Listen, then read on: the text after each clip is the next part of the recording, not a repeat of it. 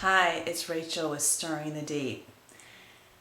Today I want to talk about what is the evidence in our life of Christ's Lordship in our life. And one of the biggest things that is the evidence of His Lordship is His rest. And that we are abiding in a state of rest. And when you're in a state of rest, there is no fear, no worry, no anxiousness. There is a place of peace and of joy and of contentment. And when Christ is truly your Lord, meaning He is governing your soul, you're walking in His righteousness, that right-mindedness of Christ, then you experience this rest in a very real way in every area of your life. And it's something that starts small in your life and grows. As His Spirit comes upon us, it's something that starts, and it's a feeling in us that changes. But when He starts becoming Lord, that's what you experience, is His rest. And that's how you know. And that is a sign. The Sabbath rest was given as a sign that it is God who sanctifies us. It is God who sets us apart. When He sets apart, that means He is now Lord of us. And we are no longer under the rule of this world and the king of this world, which has been Satan.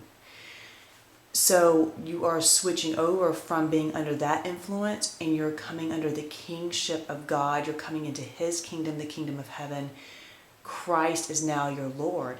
And when you're under the sway of this world and the king of this world, then you're in fear and anxiousness and worry and slavery to the things of this world, addictions.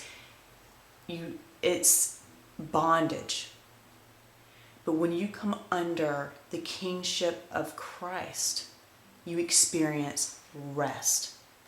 In Ezekiel 20:12, it says, "Moreover, I also gave them my Sabbaths to be a sign between them and me, that they might know that I am the Lord who sanctifies them." It is God that does this work in us and for us. And when you have that rest, which is the real Sabbath rest, is Christ. This is in Colossians 2, I think it's 16 and 17.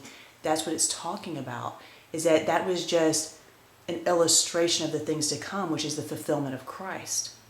So when Christ is your Lord, you abide in rest. It says in Hebrews 4:9 through 11, "There remains therefore a rest for the people of God. For he who has entered his rest has himself also ceased from his works as God did from his. Let us therefore be diligent to enter that rest, lest anyone fall according to the same example of disobedience." This rest that we are to diligently enter into, that's what we can enter into now. That's what we can experience in our life now. We can be free from fear, because perfect love drives out fear. We can be free from worry. As God says, be anxious for nothing. He tells us not to worry. These are His commandments to us. So when we are abiding that, we are not abiding under His kingship, because we're not obeying His commands. We're not keeping His word. But when we start living in His word and living in the rest, not having the worry, not having the fear, that's how we know He's truly our Lord. It says in John 14:23, it says, "Jesus answered and said to him, 'If anyone loves me, he will keep my word, and my Father will love him, and we will come to him and make our home with him.'" So when you have Christ as your Lord, and it's when you are walking in His truths, and when you do, you're obeying and you're receiving the fruit of that and all that He is. This rest is God's desire for everyone. This is what He came to bring us. This rest that starts now. The kingdom of heaven is at hand. The kingdom has come and is going to grow and fill this earth. And this rest is going to be evidence of us entering into that kingdom. And it's going to be a testimony to each one of us in our lives that Christ is now truly Lord. And when you come to this point of rest, which you can only really abide in rest if you truly trust God. And you truly trust God when you really trust His love for you. If you doubt His love, then it's going to be very hard to trust Him. But as you know Him, you know His love, you trust in that, and the experience and what you have in your life is rest. You don't effort in your work. You don't effort in anything because you understand that it's God that performs all things for you. So you're truly like a child. Like it says, those that come into the kingdom have to be like a child.